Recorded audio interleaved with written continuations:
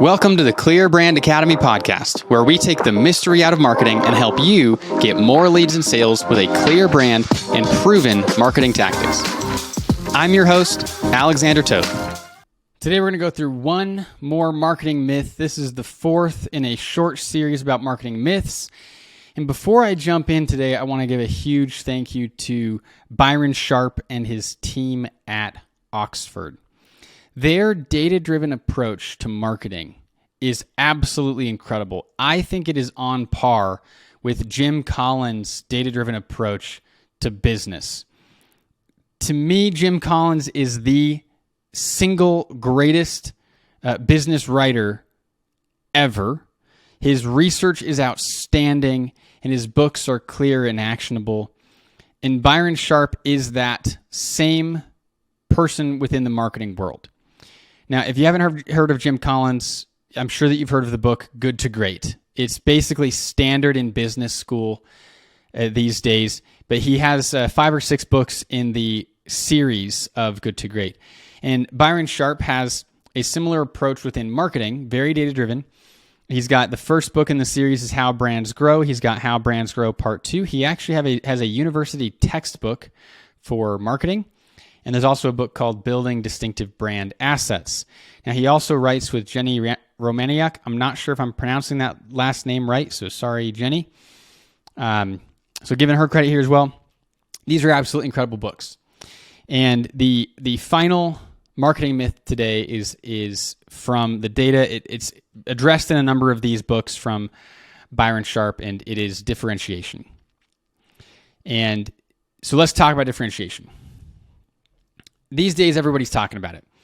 Everybody wants to be differentiated. They want to be different from their competitors, and they are convinced that that is what will make them stand out, that is what will make people choose their company. We have to be different. So, just like in our other marketing myth episodes here, we're going to go through what is attractive about this, what is the truth, and what can you do about it. So what is attractive about this? It gives us a very simple and easy way to enter the market, to take on market share, to grow, to compete with our competitors. If I can just be different, I can win. This is a fantastic idea, and I wish that it was true. But I think it kind of falls into the category of everybody's a unique snowflake idea. We just at our core want to be different. And I think that's part of why this is so attractive. We're starting our company to be different. We're looking around at everybody else who's done this thing, and we're saying they've done a terrible job. We're going to start something, and it's going to be different, and it's going to be better. So it really also plays to our own desires.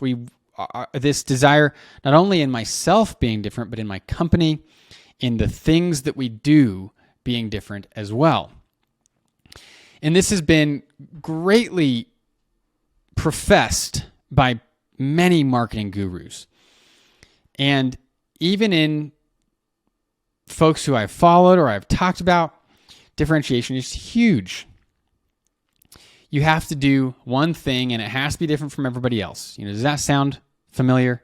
You've got to have the one thing that you're known for. Does that sound familiar? The issue here is it's not true, and it's at the very least not the whole truth. So let's dig into, what is the truth here? So let's debunk this myth. To start, let me ask you, what is the difference between Apple Music and Spotify? In both of these apps, you can listen to any music that you want. Now, we could get into differences in playlists. But they both have playlists. Well, maybe one of them's curated better than the other. There's no data on this. I've seen a lot of folks. I think that Spotify did a better job with playlists earlier on. But Apple has caught up. Spotify is no longer the major player here. Apple has entirely caught up. Now, one area that you could say is a differentiator is the Dolby Atmos that Apple offers, the spatial audio, which, by the way, if you have not listened to music with Dolby Atmos, probably because you're using Spotify, switch over to Apple Music and listen to it just at least for a week, because it's amazing. Dolby Atmos is incredible for music. So that could be a differentiator. But it hasn't convinced all of these Spotify users to switch over to Apple Music, and it's not likely to be a differentiator for very long. Tell me this. What's the difference between Netflix, Hulu, HBO Max? Well, we could go through, or Disney Plus, we could add that in too. Well, we could go through, well, the difference is the TV series that they offer. Okay? They all offer TV series. Disney Plus may be the most different here, but their differentiation has not led them to win. Netflix, Hulu, HBO Max, they've all got a whole slew of movies that they did not make themselves in series. They've all got a whole slew of movies and series that they did make themselves. What is really different? We could say the amount of content, but how many people are actually watching all of that content? Well, none. Well, do they have anime? They all have anime. Do they have action? They all have action. Well, one of them has a show that I like. Great. The other one has a show that someone else likes. There isn't really a lot of differentiation here. Now, I could go on and on through this. What about toothpaste? They literally have the same ingredients. Toothpaste do. You might go from a fluoride to a non-fluoride. Guess what? The non-fluoride toothpaste basically have the same ingredients. Okay, what about chocolate bars? You see where I'm going with this? What research shows is the big brands are not differentiated. Customers cannot identify a meaningful difference, right? Pepsi, I think this was about 10 years ago. I'm not sure when it was. They ran an ad. And it was this big commercial push that they had. All of these commercials talking about how 50% of people prefer Pepsi over Coke. Well, that means that 50% of people prefer Coke. So this ad didn't make sense to start with. But it's also a great example of the fact that no one could tell a difference, right? In a blind taste test, if 50% are picking one, there is no statistical significance from it being entirely random, right? If we went in and we were not choosing based on preference, we were choosing randomly, we would still end up with 50% liking one over the other. So there isn't a statistical significance there. So people literally can't tell the difference. Now, you might, Pepsi, my family's way into this. So you might say you would, die on a hill for Pepsi or die on a hill for Coke. But the exception does not make the rule, right? And if we look at big customer bases here and we look at brands, the truth is marketing research reveals that in general, customers can't tell a difference, right? What is the difference between the iPhone and the Google Pixel and Samsung? They've all got the internet. They've all got big screens. They've all got incredible cameras. The difference is the ecosystem, maybe if you want to go that direction, right? Apple locks you into their ecosystem, right? You get a little blue text bubble when you text somebody who has an iPhone. You get a green text bubble if you're using an iPhone and texting someone without an iPhone. That's not differentiation, though, right? The phones are all basically the same. That's an ecosystem. That's actually an incredible marketing move on Apple's part. And this is why Google and Samsung hate it so much. It's because it makes iPhone users want all of their friends to have iPhones because they want to have the little blue text bubble. But that's not differentiation.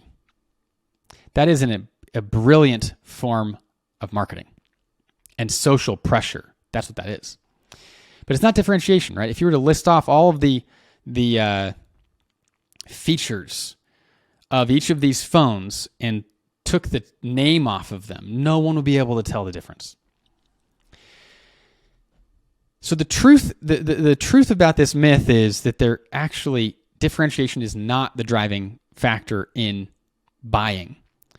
Because when we get into the big companies, when we get into the macro world, right? The world of statistics and numbers, and let's look at everybody, not just one person, right? One person will justify all of their decisions.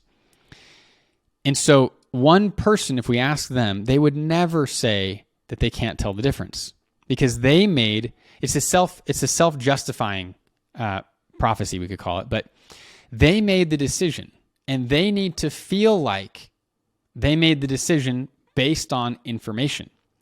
And they need to feel like it was an intentional and an educated and an intelligent decision. So if we ask one person, they will always say that there was a reason for that. But if we look at the masses, we take the individual out and we say, well, what does the data say? The data is clear. People can't tell the difference, and they're not buying based on that anyway. If you like what you're hearing, make sure you hit the like button, you hit the subscribe button, and you turn on notifications. Turn on that little bell. Will notify you the next time that we have a podcast. This also makes it easier for other folks to find this content. So if you found it helpful, like, subscribe, and turn on those notifications. So what are they buying based on? What do we replace differentiation with? And the answer is distinctiveness. What does that mean? It means people can recognize your brand. Even if you sell the exact same thing as your competitor, if people can recognize your brand, they're more likely to buy from you. So what this means is, the first and foremost, the best differentiation that you can have is a differentiation in your marketing. It's a differentiation of clarity. If you communicate clearer than your competitors, you are now distinctive. And that we could call, if we really wanted, we could call that differentiation. Now you're different. Why? Not because your product's different, but because your marketing and your clarity is different. This is the best way to differentiate yourself, to stand out from the crowd, is with clarity. It's with distinctiveness. So where do we want this clarity and distinctiveness? Well, first we can talk about your marketing message. When people come to your website, when they look at your ads, do they know what you do? That is a great place to start. There is so much confusing messaging out there. So this is where we want to start. The next place, though, is looking at consistency. In your ads and your marketing, are you consistent? Because that's how you build memories, which is the primary objective of marketing. If you can build memories, now you stand out. Now, we've talked about this the last couple episodes. Now you're taking up mental real estate. If people don't remember you, you are not in their mind at all. And if we want to take up mental real estate, just like going to a store, right? We're going to buy the things that are there. If we go there, and let's say you want to buy milk, and you've got a brand of milk that you like, but they're out of stock, guess what? You still need milk. So you're going to buy a different brand of milk, right? That's physical availability. If it's not there, you can't buy it. It's the same is true of your mind. If it's not in somebody's mind, they're not going to buy it. So clarity and consistency help to build that memory so that when they go to buy from you, you're now taking up space in the shelves of their mental store. And they're thinking about you and they're going to buy from you. The next part of clarity and distinctiveness, though, is in your design. If you're running ads and they all have incredibly different design, you are not building memories. Each time somebody sees an ad, they're associating it with a new design, with a new company, essentially, so you're not building memories. So this is why at ClearBrand, when we're approaching, we've designed products in the past, and when we approach product design, we want there to be similarity between the products, right? You look at Apple. Apple does a fantastic job of this. Their iPhone has a similar design to their MacBook, which has a similar design to the iMac, which has a similar design to the iPad, right? If you see an Apple product out in the world, you know it is an Apple product. So every single time you see an Apple product, Apple is now expanding their mental real estate in your mind. They're reinforcing these memories over and over and over. Whether you're looking at a MacBook or an iPhone or an iPad, you're building up this distinctiveness of Apple, which is, first off, I think that the similarity of all their designs is beautiful. So I think that's part of it. I believe Apple is secretly a design company that happens to sell computer products. Everything's just so amazingly designed. They sold an Apple book years ago, and it was clearly a design book. It was basically a fashion book for Apple products, right? Amazing. So for you, all of your branding, your visual branding needs to align. No matter how many products you sell, there should be similarity in the product design. So Red Bull is another great example of fantastic marketing. The can shape is going to be the same, no matter what size you're getting. The logo is going to be the same. They'll change colors, but they're still using the same elements. Red Bull also has these incredible commercials where we're seeing it's the same visual style. The minute that a Red Bull commercial starts, everyone knows it's a Red Bull commercial. They've been using that same visual style for years. And they have little different stories about Red Bull giving you wings. I haven't seen a Red Bull commercial in a while because I've been avoiding commercials. That's the great thing about Netflix. You don't have to see commercials anymore. So I can't guarantee that this is exactly how it is today. But as of the last time I saw a Red Bull commercial, it was the exact same visual design with a slightly different story as the previous commercial. But it was still about Red Bull giving you wings. That is distinctiveness, right? It's recognizable. That's the question here. That's what's at stake when we're talking about standing out, which is why most folks approach differentiation. How are you going to stand out? Oh, we're going to be different. Well, what happens when everybody else is a snowflake too?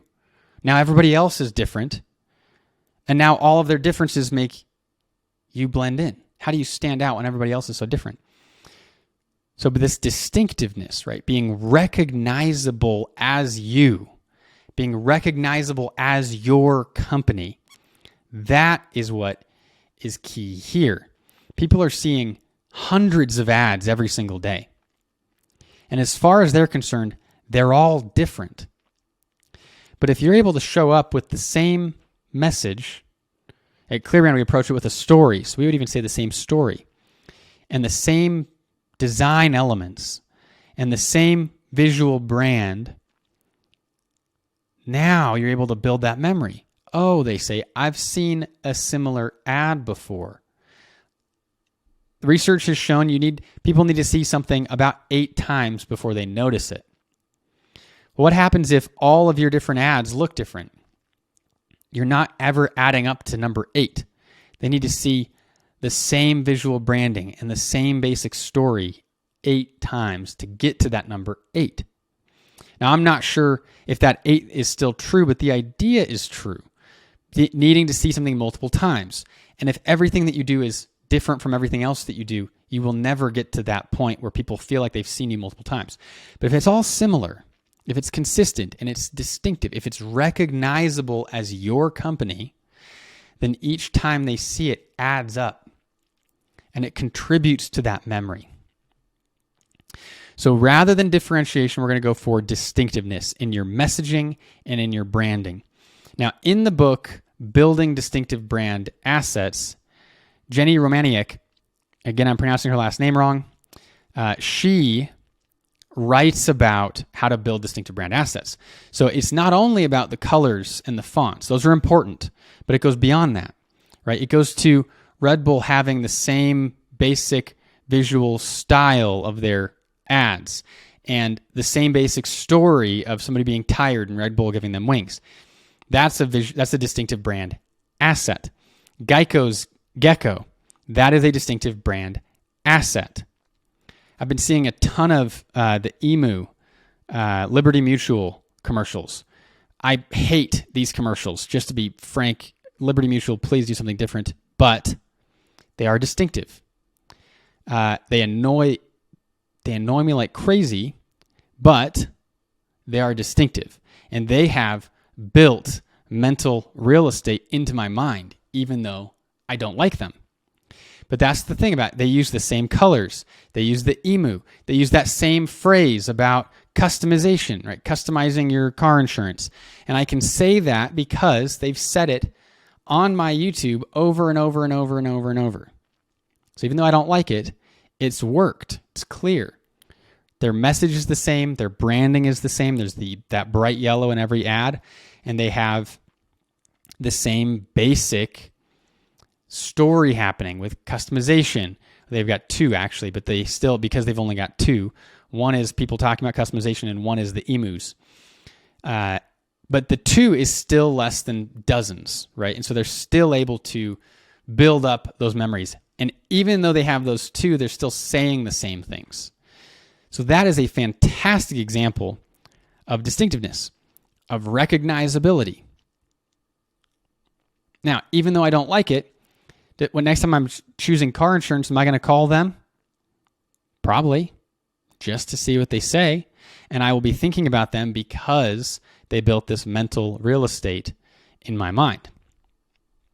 And that's what you can do with that distinctiveness, with the question of, will we be recognizable? That is the key question. ClearBrand's a marketing agency. What do?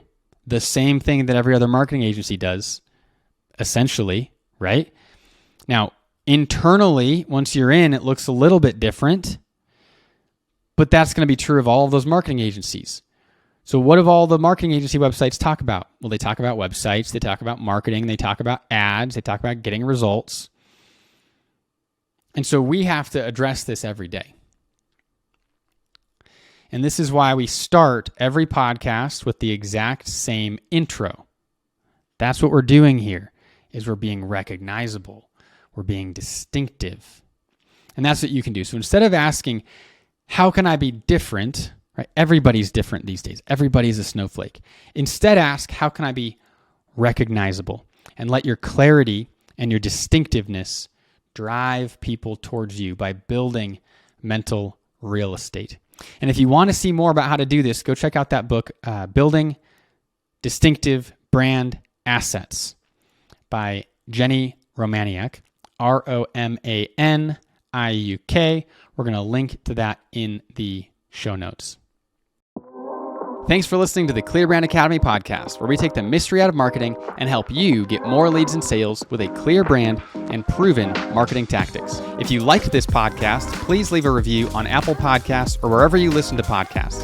If you'd like to outsource your marketing to our team, go to clearbrand.com.